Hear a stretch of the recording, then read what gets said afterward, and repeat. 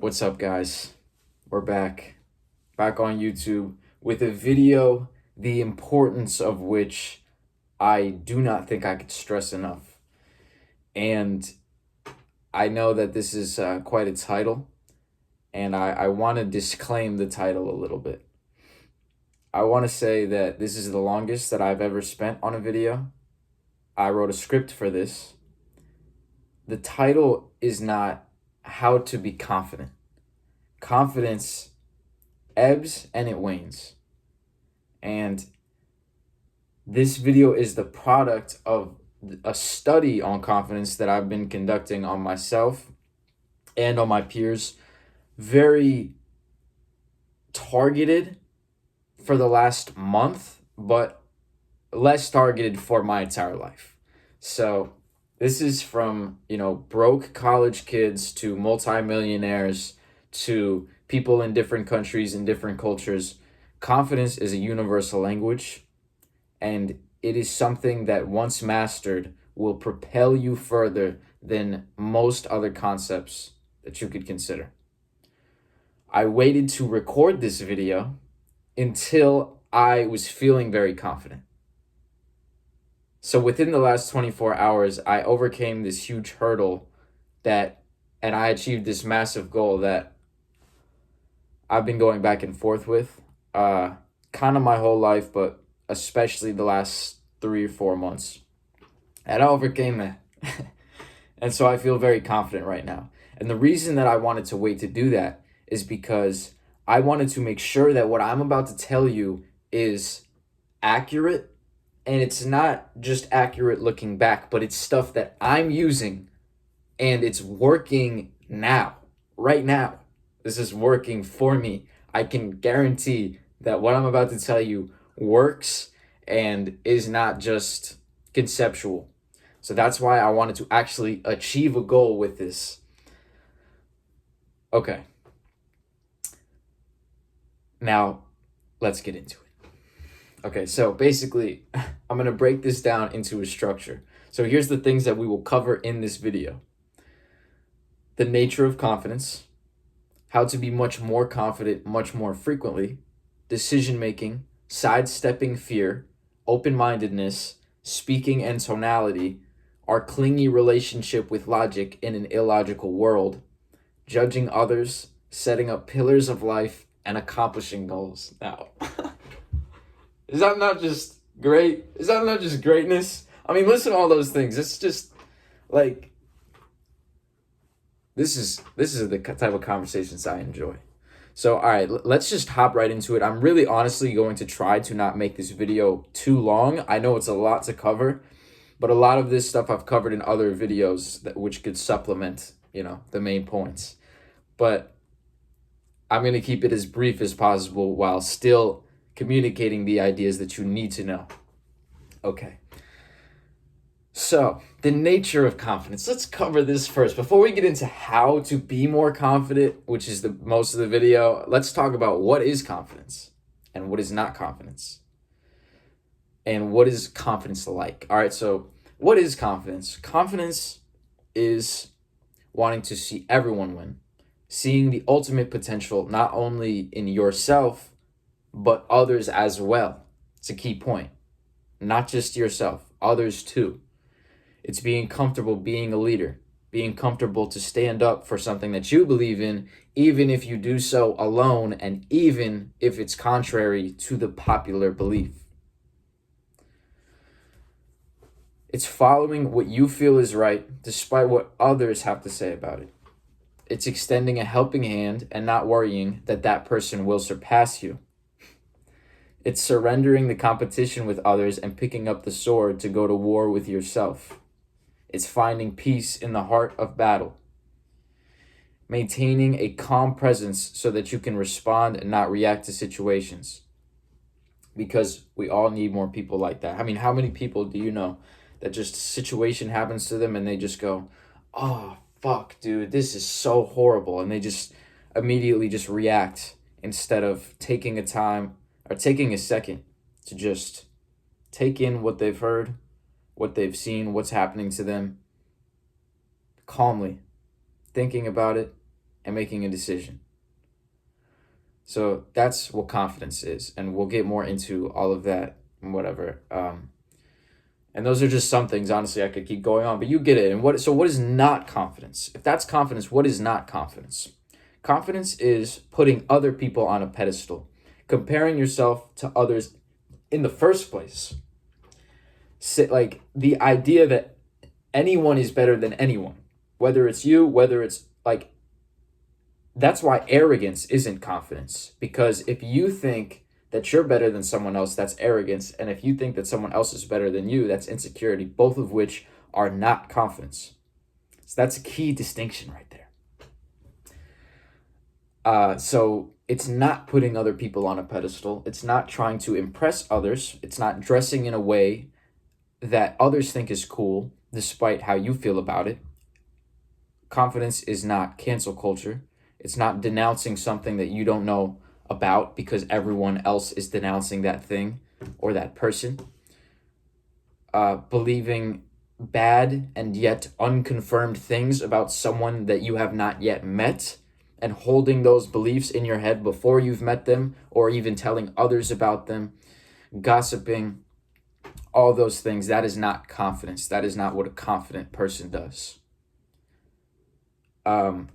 Nervously laughing or losing control over your body functions, stuttering, being afraid in social situations, and losing that control over yourself, over what you're saying, and you start to maybe ramble or say something that you don't actually mean. All of that stuff is not confidence. And I get that a lot of people struggle with that. And I struggle with it, of course. Everyone does, that's a human. And, these are the hard truths. But this is stuff that we all, got to learn to move forward with and become better at. And we will. And we'll get into that more. But greatness, sorry, not greatness. Oh, I said that. Showing others your accomplishments to try to make them like you. That's a big one right there. So allowing people, if you're confident, you're cool just being yourself. You don't need to be like, hey, also, like, look what I did. This is pretty cool, right? They'll like you for you, or they won't, and you don't care. You're doing your own thing. So confidence is transitory, which means that you'll never be 100% confident 100% of the time. It'll never happen. It just doesn't make sense. Otherwise, there's no,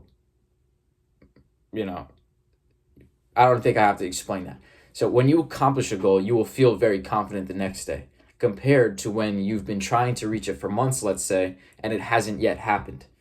At those moments, you might be self-doubtful. You might feel like, maybe I'm actually not cut out for this. Maybe I'm not good enough to accomplish this certain thing. It doesn't mean that you're any lower tier of a person, though, when that happens, when it's taking you a while to reach a goal. Goals are made to be hard to reach. That's the entire point of it being a goal. It's something bigger than yourself that you're trying to achieve. If it comes immediately right away to your life and you accomplish it right away, then that's a bad goal. That goal sucks. That goal is lame and whack. And you're not inspiring anybody by accomplishing it. And you're not even inspiring yourself, which is more important. So greatness takes time to unfold. And the journey itself, that unfolding itself, is where the deep confidence got to come from. Yeah, you can get these highs, these confident highs off of achieving the goal, but really the confidence comes from, I'm going to set this major, difficult ass goal for myself that I don't honestly even know if I can even do. I'm not even sure if anyone's ever done this, or at least anyone that's looked like me or been like me has done this, and I'm going to still go after it, and I'm still going to do it.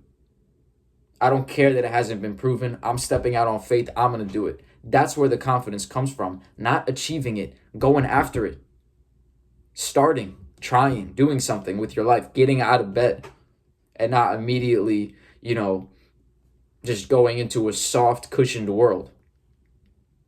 That's what I was talking about, going to war with yourself. All right, so more on all that later. Let's get into it. Baby, all right. You know what? I think I'm going to do the cool YouTube thing where you can separate the little segments. So this segment will be called How to Be Much More Confident Much More Frequently.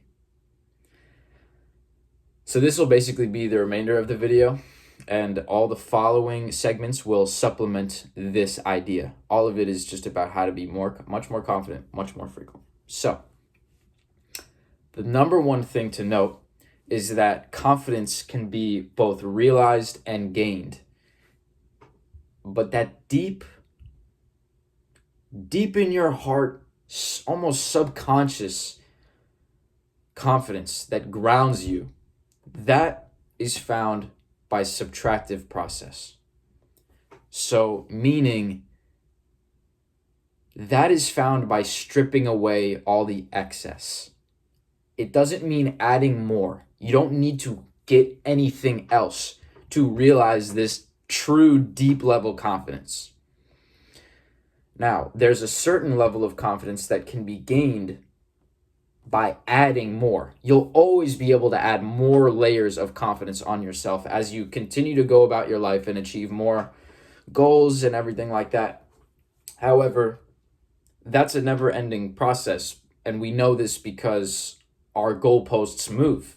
So if you are making nothing, then your goal could be to make $10,000 a year. As soon as you're doing that and you're now in a situation where you see a bunch of people making more money, all right, maybe I could start to aim for making 50K a year. Now you do that, oh, I just met these few millionaires, whatever. Maybe I could actually even go for like 150,000 a year, maybe 300,000 a year. All right, this is actually working. Maybe I could start going for 1 million a year. Maybe it's possible. So whatever. The goals keep moving. The goalpost continues to move. You see this in money, but you see it everywhere in every aspect of life. As we keep growing, we become comfortable with our new state, and then we have to keep growing. So that's confidence that you'll always be able to add. However, you need a strong foundation to even be operating in goals anyway and starting to do other things. Everything should be put to the side until you could realize that your deep-rooted confidence, the one that I said is subtractive. So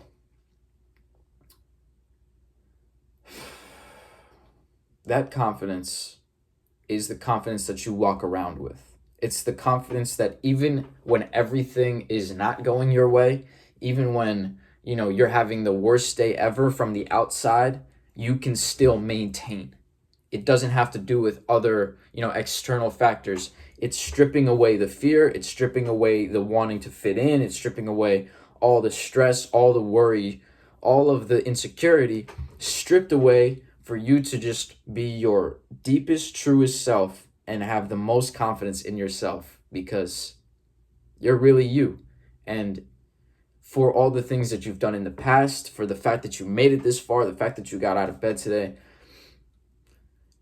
everyone watching this video, you deserve to be confident. All right? Don't go out here and listen to social media and think that, oh, I need this one thing to be complete. Nah.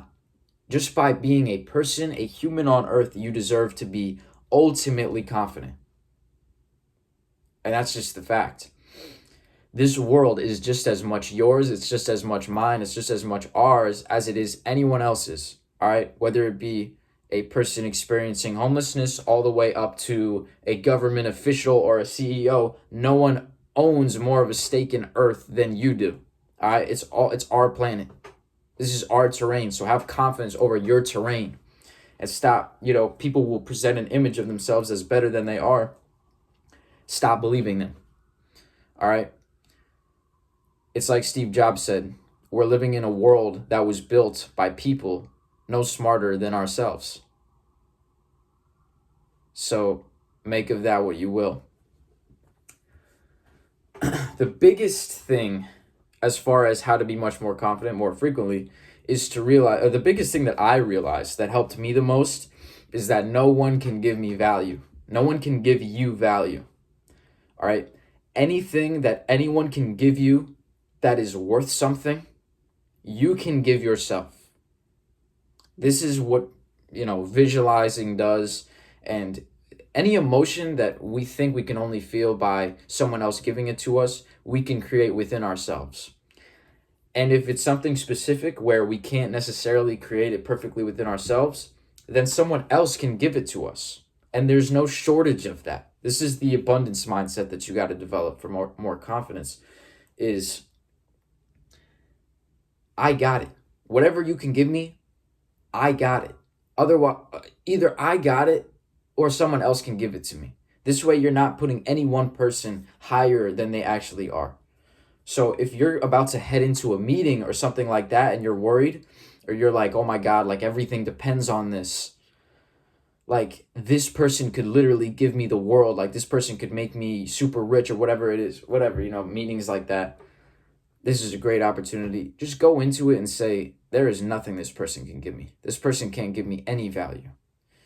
Sure, they can give me nice external presents and gifts that make me feel a little bit better, but everything real, everything I need, I got. It's right in here.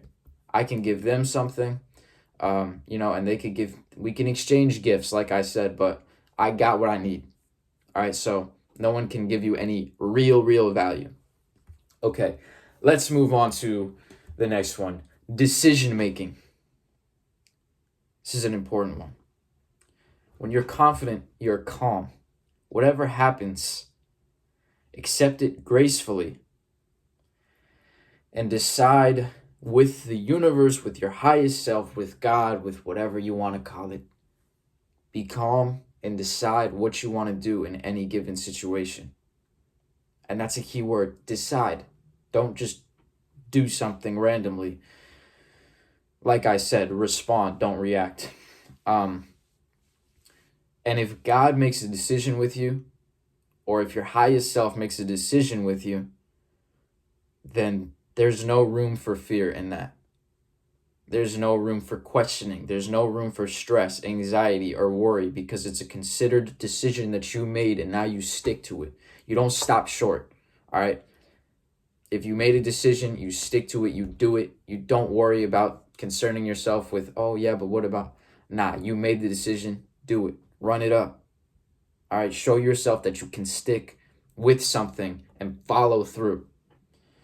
And God has a pretty good track record too. I think it's worth noting that he hasn't, in my life, anything he's told me to do has led me only to great success. And whether it's, sometimes it leads to something that appears bad at first, but makes you strong enough to accept the next opportunity. So if you could just trust yourself, your highest self, God, whatever it is that makes you feel the best about it, then trust it and do it without question. And you'll feel it deep in your gut. This is what I got to do. All right. Not in your head, not in your heart, in your gut, in your stomach. You'll know this is what I got to do. It's hard. It's probably going to be hard. It's probably not going to be the most fun of the choices available, but this is what I got to do because if I do this, then this is what will inspire me. And this is what I know others could look at and be inspired by. Something that I do is I imagine if the world was watching and they saw that I had this decision and they saw which one I chose, would they be inspired or would they be, just okay with it? Would they be inspired or would they just say, yeah, that's probably the decision that I would make too? So I try to look at I try to get, if the world was looking at what I'm doing, are they going to be inspired by it? Or are they just going to kind of keep going on with their day and not really care? So, that comes, it's interesting. People think some decisions are so much bigger than others, like moving, like where should I move and different things like that. Or like, which shoes should I wear today? And it's honestly, the scale doesn't vary very too much because it's the same process for any decision. It's just sit with it, feel it out, come up with a solution with God. And successful people come to decisions fast and change them slow. So whatever the decision is, just make it because we don't got time to decide. All right, we really don't have time to just sit with an idea and weigh the pros and cons heavily, unless it's really something that extremely matters. So, sit again, make that decision, be smart about it, do whatever you feel, do the inspiring choice, And, typically the most inspiring choice is also the most interesting. And whenever faced with a decision, or faced with two options, I typically choose the more interesting one. So that's that on decision making. All right. Next segment, sidestepping fear. So the antithesis to confidence is fear. And it goes by many names: stress, worry, anxiety, all these things. That is all just a subspecies of fear. And there's only two things: there's fear and love. And that's well established in psychology, in spirituality. So we know that there's really only two kind of real motives: love and fear. So if you're not moving out of love for yourself, love for the world, it's fear. So how do you sidestep this fear? Maybe you go out into a party and you're a little bit socially anxious, or maybe it's in class, or maybe it's whatever it is. How do you stop that? Well, one thing that you should do is basically, I'm going to get into this a little bit later too, but releasing any ties with your perception of yourself. That is the main thing that fear comes from, is us thinking that we are a certain way, so we have to do certain things and not do other things. It's the opposite of faith, and what you should do instead is what I was just saying about decision making, and let yourself make the decision in that moment. Okay? So this way, you're not afraid to do things because you feel, oh, that's not what my image of myself would do. And you can focus on just doing what you feel you should do. You shouldn't really be experiencing stress almost at all. You should really just be, most of the time, very confident in your decisions. And I know that is vastly not the case, percentage-wise, but I honestly feel that that's how it should be, because as long as you're making these confident decisions, then even anything that goes wrong is still, in a way, a part of the plan. It's a part of the course, and you shouldn't be worried about it. All right? Take something as what it is, as it comes, and then deal with that accordingly. And that's yet an opportunity for another decision. And that's a great thing. An opportunity for a decision is as great as an opportunity for success. So, God bless every opportunity, even the one just to get out of bed and to wake up, to take a shower, have a roof over our head, to have food on the table. Thank you for that opportunity, So I have videos on fear and overcoming fear that you should look at if you want to know more, but it's not an easy answer, to be honest. It just takes a lot of practice for you to make a decision out of confidence instead of out of fear. So doing something that you feel instead of what you think that other people would be most okay with at that moment. Trying to think of a specific example. I already gave the meeting one. If you're afraid to go on a meeting, just remember that. If you're afraid in general, let's say you have the social anxiety thing, whatever, and it's a party, just set that goal for yourself. Start setting that goal for yourself to be more confident in social situations, and start visualizing yourself as being like whatever you would love to see yourself being in that situation. And eventually, I'll go into accomplishing goals, but you'll get there. And it's just a process. So I could go honestly way deeper into that, but that's a huge topic. So there's other videos. All right, open-mindedness. So this is what I was just talking about. Actually, let's start this with a story. A couple weeks ago, I was meditating. And when I meditate, I typically deep breathe as well.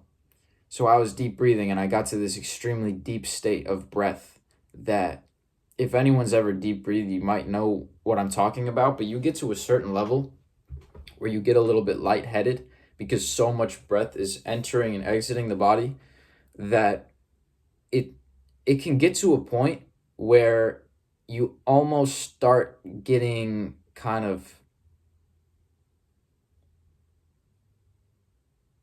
I don't want to say delusions, but you see stuff. You can start seeing things. It's kind of like you're high a little bit. And I was starting to get to that level. And it was a very deep level. And honestly, I was getting to that level while also getting to this crazy level of presence, which is the goal of meditation. So I was achieving both at the same time. And it's honestly something that I hadn't achieved in a long time. And I started going into that state, and I stopped myself. And I was basically like, whoa, I'm becoming too present. I got scared. And I said to God, I was like, God, if I become this present, like if I become this present to the moment, then I basically have to surrender what makes me me. I could feel it happening. I was like, I feel like I'm surrendering what makes me me by being this present. And I feel like that's one of the clearest I ever heard him. He told me, your perception of self holds only one purpose, to hold you back. He told me to let all of that stuff fall off, all of the extra, all of the external, and allow myself to be fully present. And I never really thought about that. I honestly thought that some of the stuff was good. It's, it's good to have an image of yourself, and it's just not. We call ourselves all these things. I'm an artist. I'm an introvert. I'm a painter. I'm an actor. I'm a teacher. Whatever, all these things. And it's just like, do we really need to speak all the time and label things all the time? Can we just do things? Like, do we need to say I'm an artist? Can you just make art? The thing about it, the issue is that everything can change on a dime. Maybe you make paintings for 10 years and then one day you just never want to make a painting again. And now what happens? You get insecure because you've always seen yourself as, I'm a painter. So now maybe you never want to make a painting again, but you force yourself to, because you forced yourself into this box of, I'm a painter. And all for what? Because it makes it more understandable and more accessible to people outside of yourself. Nah, fuck that. Do what you feel. You don't have to put a label on everything. Paint. Be. You don't have to be blank. Just be. I was going to say maybe you could say, I'm not a painter, I'm a human. But even that, it's like, bro, we don't have to label it. Let's just do the thing that we're going to do on that day. Not even on that day, in that moment. Right? So this is a point that starts to get hard to explain because it has to do with the lack of words. So I could say, don't be a painter, just be you. But then it's actually, don't be a painter, just be. But then it's actually just. And then it's actually. So that's my point. Basically, what I'm saying is keep your mind flexible and open as possible at all times to allow the voice of inspired action to sing, and follow that without question. Surrender fear. Fear mainly comes as a result of us having an image of ourselves that we don't want to break for either others or for ourselves, because that's what our understanding has been based upon. And that's exactly the reason why you'll see people that, laugh at someone else when they're starting out at the gym. Let's say it's a buff person, a really brolic individual laughing at this person that's just starting out in the gym. So now when that person goes to start their own business or start doing real estate or start whatever it is, that person is going to be insecure and scared because they don't see themselves as a part of that group yet, and they see themselves as the person that they just laughed at. Right? So let that voice of inspired action sing. Next point, speaking and tonality. So this is an interesting one, and it's kind of physiology, how the body relates to how we feel. And this is honestly, it seems kind of semantical, but it's really a deep level of confidence for you to be able to master this. And all it is, well, it's two things. One, it's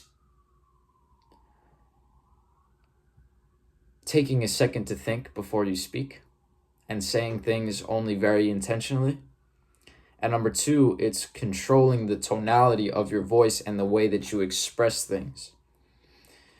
And let's actually go point by point. So the first thing, I have a quote.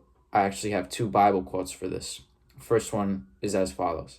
I tell you, on the day of judgment, people will give account for every careless word they speak. That's Matthew 12:36. And then here goes the second one.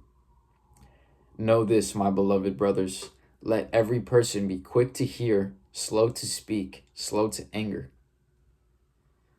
So you should really spend most of your time listening. In my opinion, you should say the least as possible. So if something that needs to be said, then say it. But if it doesn't need to be said, or it's not going to lift people's spirits, or it's not going to make somebody feel better or more comfortable, just don't say it. Like that verse said, people will give account for every careless word they speak.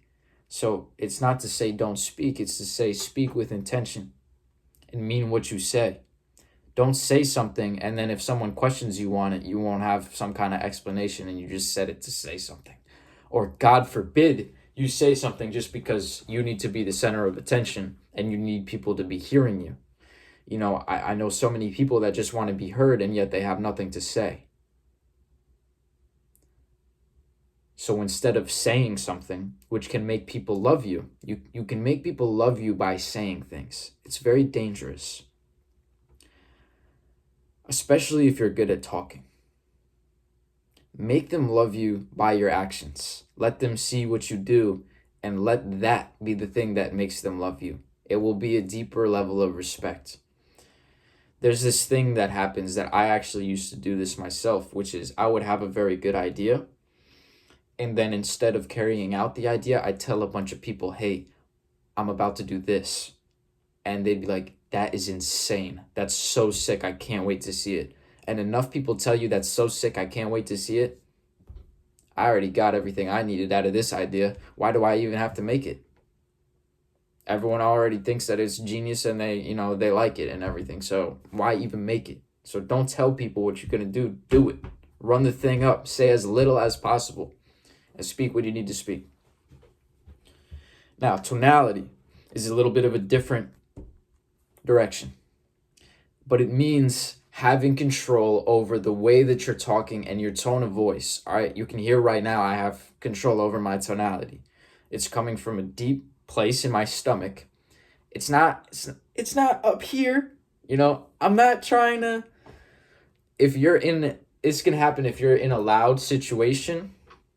Your instinct will be to maybe speak with a higher tone of voice, a little bit maybe more nasally kind of voice because you're trying to be heard.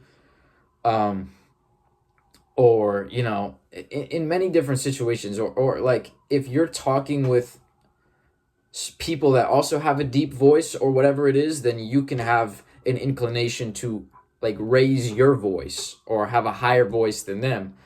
Or it could be the other way. If you're talking with people with high voices, you could just want to blend it. But it's basically saying talk from a deep state of calmness and comfortability, not from a state of desire or like wanting to be heard, or those type of people that their voices just kind of get on your nerves because it's not coming from a grounded level. And you could probably think of someone who always speaks very calmly and confidently, and that makes other people feel great. It's not just for you, it makes other people feel really great and really comfortable. So That's another thing. And you should honestly look more into tonality as well. All right, next point. Our clingy relationship with logic in an illogical world. This has got to be my favorite point. When I decided to come to RISD, it was at a time where I was experiencing the most success in my career thus far, in my artistic career. I was getting, commission prices that I'd never seen before. I was getting co-signed by larger celebrities and artists, reposting my stuff, working with big artists on merchandise and things like that. Everything from the outside seemed like it was going great. I even, was traveling and meeting people, and they were telling me, like, that's crazy that you're gonna go to RISD. You're gonna go to school, you're gonna go to college when everything is going so well for you. Like, because I knew that if I was gonna go to college, everything gets put on the back burner besides college. If how I do anything is how I do everything. So if I'm going to college, I'm giving that everything until I'm out. Then I'll give everything else everything. So they know that about me. So they said, it's crazy that you're going to put this thing that's so successful for you on the back burner for 4 whole years. Like, how do you know it's still going to be there and everything? And it's like, yeah, oh, that's crazy compared to what? What is the right decision? What's the logical decision? And, beyond that, I would ask, when has the logical decision ever worked? Yeah, sure. The logical decision of, like, getting out of school, going to college, and getting a regular job, and starting a family works, except that 50% of marriages end in divorce. Families tend to get broken up. People in the families tend to be depressed and saddened. And all of these things happen. And any person that's achieved, the maximum level of human greatness has done so in an illogical way, in a risk, from the outside, in a risk-heavy manner. So I would encourage anybody to tell me somebody that has achieved all of their dreams without taking any risks, without, has done so in a logical way, right? Like you have like, what's, Travis Scott. He was in college and he dropped out of college unbeknownst to his parents, took the money that they were giving him and used that money on music, used it on studio time, used it on recording equipment. And from that started to build his own career. Is that logical? No. Is it even ethical? Not really. But it worked.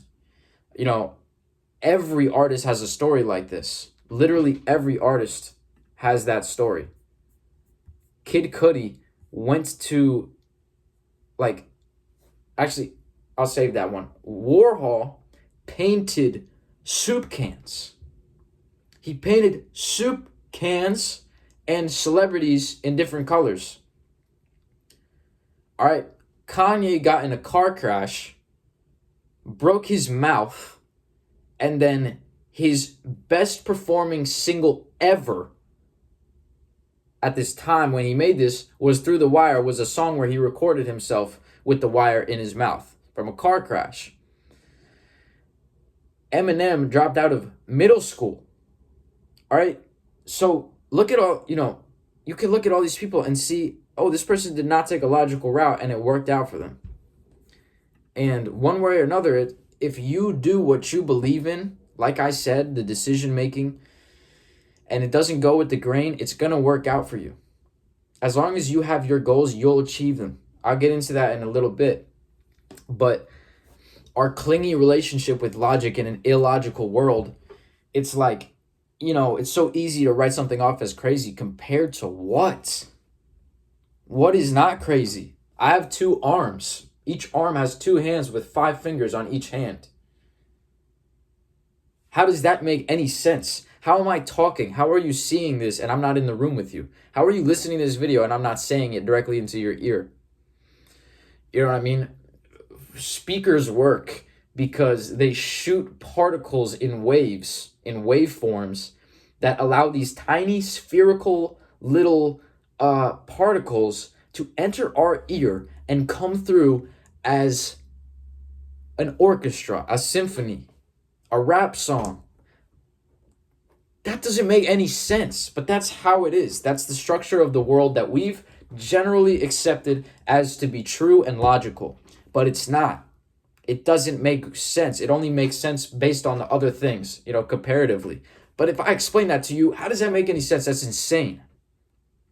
How can I cut off all my hair and then, 6 months later, I have a completely new set of hair? But if I do that to my skin, I won't have new skin. Like, you know what I mean? All this like logic, it's like what real logic? Yeah, I get it. It all makes sense if you break it down in a scientific way and everything. But science is something that we also just kind of made up too. It's none of it makes sense. Can we agree with that? Like, how often do you just have like a full day where you're like, yep, everything that just happened today just all made sense? So can we just like release this clinginess that we have with everything having to be logical, everything having to make sense to everybody? All right. We don't have the answers. You don't know. I don't know. None of us really knows. We're just operating in this crazy world. And sometimes you got to meet crazy with crazy, so-called. So I have more videos on that too. You should look up the one that says, live in your own world. But let's go on to the next point. All right. Which is judging others. And I'm also not going to make this point too long because I have video on this too. And this is something I've talked about since 2018, which is that if you're judging others, everyone is a reflection of you. There's no need to judge. You're just judging yourself. You don't get any benefit out of it. You can judge an artwork. You can judge a decision. You can judge all of these things. But you don't need to come to a hard and fast conclusion about a person or say like, oh, I would never do that thing. The truth is, any decision, anything that anyone has ever done, you would do if you were them in that moment. That's why they made the decision, because they were them in that moment. So you have no spot to judge. All right. Retroactively, you can say, yeah, maybe in the future they should do this instead. Or yourself, maybe in the future I should do this instead. But we don't need this constant judgment of life everywhere. All right. And this is something that is important to artists and to people that are tastemakers. We need to be able to judge. All right. We need to be able to look at something and say, that's not fire. This is fire. This is why this is fire. This is not honorable. And I'm going to do this because it's honorable because of this. Okay. I get it. There's a place for judgment 100%, and you should.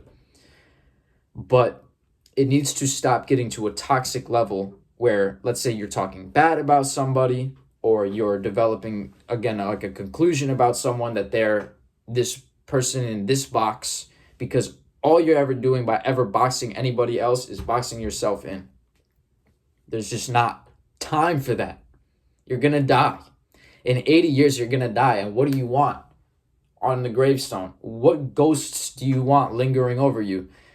Do you just want to be able to look back and say like, oh man, I'm so glad I judged all those people? Or like, oh man, I wish I would have judged more. Nah, we need to actually accomplish things. And to do that, we need to feel great about ourselves and thus feel great about others. It's the only way. Everything, you see how all of these different points work in tandem with each other? So again, it goes hand in hand with seeing the ultimate potential in everybody. Like, everyone is just a reflection of you. They all have so far to go, and that they can go. They might have been around the wrong influences. All right. Typically it happens in childhood. So it's all these things that at the end of the day, you just don't fucking know. You just don't know. So there's no point in making a judgment about it. So help everyone. Be wanting to help everyone, despite, the horrible things that you've heard about anybody. Sometimes you gotta maybe move with caution if it's actually some really bad thing, but come to your own conclusions and and try not to come to any conclusions if possible at all, because we don't need the labels. Like I said, we don't need the boxes. We just don't need them. All right, so this will help you with your confidence. It goes back to the gym example of making fun of the dude that just started. All right, you don't want the tables to turn and then have to be worried about being judged now. Okay, now, moving on to a very important one right here. Setting up pillars of life.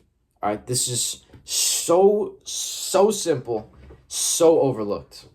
All right, when I say pillars of life, these are things that you keep the most of your life loose, okay? Because you want that opportunity for that inspired action to sing, baby. You want it to be able to hit whenever it wants to hit. So you keep everything open. Leave the planning to God. Leave the planning to the universe. I do as little as possible and go with the flow as much as possible. Be water. But that being said, you need to have a certain few pillars that do not move, that weather the storm. All right? They don't shift. Okay, that's why they're pillars. So, example of this is something like, I will work out 4 times a week. I will go to sleep at 10 and I'll wake up at 6. I'll read every day. I'll maintain a good diet. And I'll fast every day for 14 hours at least. And on top of that, I will try to read every night if possible. I will talk to as many people as I can when I'm outside, different whatever rules like that. And then you could put at the end for the extra stuff, if God wills it. Right? So like if it's meant to happen, if I get the inspired action to do so, if I'm told I should do it that day. All right. But before that, what I was saying, the diet, the exercise, especially, this is important. Everyone got to put this one on there. Make a to-do list every day, baby. Every single day, make a to-do list the night before. All right. Exercise should be on there. Some kind of diet should be on there. Got to be on there. Some kind of bedtime or like curfew and waking up time so that your sleep schedule doesn't go too crazy should be on there. And anything else that you want to maintain every single day, that's your pillars. All right, that's the unchanging things that allow you to stay grounded and to stay the maximum version of yourself for when the inspired action comes. All right, these things allow you to maintain a level of foundation of excellence. So come up with your pillars and stick to them religiously. Right? Unwaveringly. All right? These are not things that you get to decide the day of. These are things you do. So come up with the pillars. Make them as few as possible, but make them great. Because you want as least guidelines as possible, like as least planning as possible, but there's certain things you got to maintain. So come up with those pillars and stick to them and leave tons of room for random growth, because no one's come up has ever made sense, like I said. So that random growth is the main growth. It's where, the luck comes, right? Great. So next and final point, accomplishing goals. Wow, this is a long video. I've been talking for so long. Let's talk about accomplishing goals, and then we're going to get out of here. All right. All you need to know about accomplishing goals, and yes, we could go deeper than this. All you need to know is that if you have a goal, you will accomplish it. That's it. If you have a goal, you're going to accomplish it. That's it. That's literally it. You just will. You just simply will. If you're doing it in a smart way, which I'm about to lay out, if you are doing it in the following way, you will accomplish any goal that you set. It will happen. It just happened. I just proved what I'm about to tell you. I just proved yesterday. In the last 24 hours, I just proved this is true. All right? I'm not talking out of my ass right now. It was a big goal that I accomplished. And I've accomplished a lot of big goals.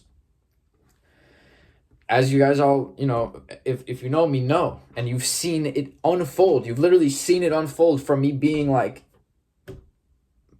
literally just broke regular person status, getting a job, getting out of that job, starting to build a big business with my art, and now going to the best art school in the country. Some say in the world.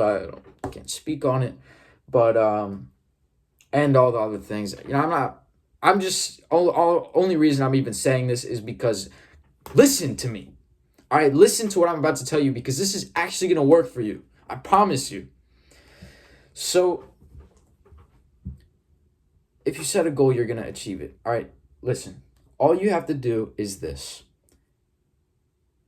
When setting goals, keep in mind that nothing is off the table.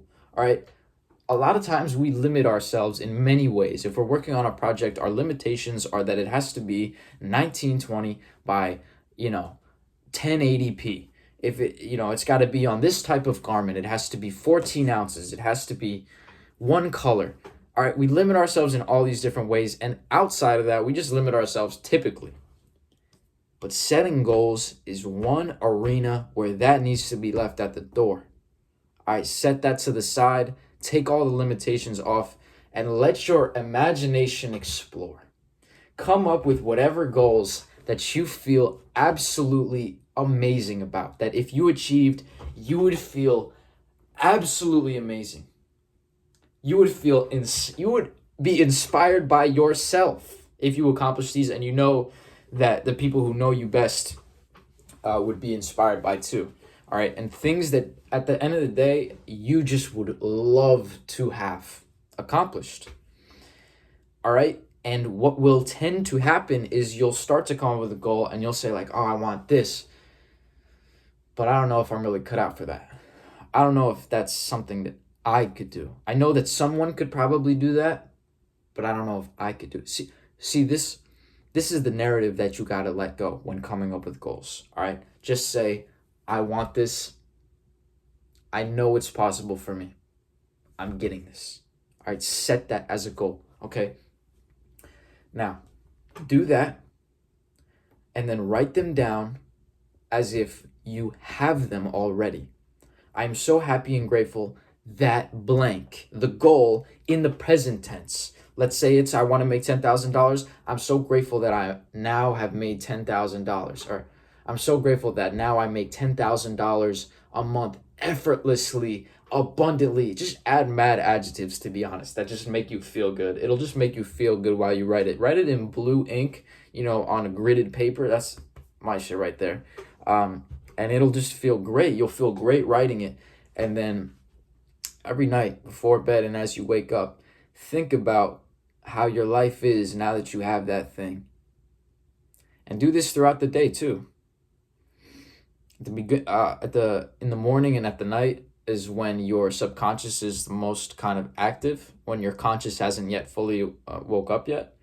And so that's a good time for you to really visualize, how do I act differently now that I have this? How do I talk differently? How has my confidence gone up now that I have this? How has my freedom expanded? How do I, go through the five senses? How does it taste, touch, feel, all these different things? And feel that you have it. It's yours. Any goal that you could come up with, that's yours. You deserve it. It's yours right now. All right. I don't want to hear I will. I don't want to hear I will do so. Okay. It's mine now. Stop saying it like I will. If you say I will, the universe says he will. And it just becomes an endless cycle of I will, he will. But if you say I got it, the universe will be like, oh, he's got it. Okay. Well, then we need to figure out how to start shifting the furniture to make sure that he actually does have it. Okay, the world is going to reflect what you say. So believe it. Start convincing yourself of it and believe it because you should, because you fucking deserve it. All right?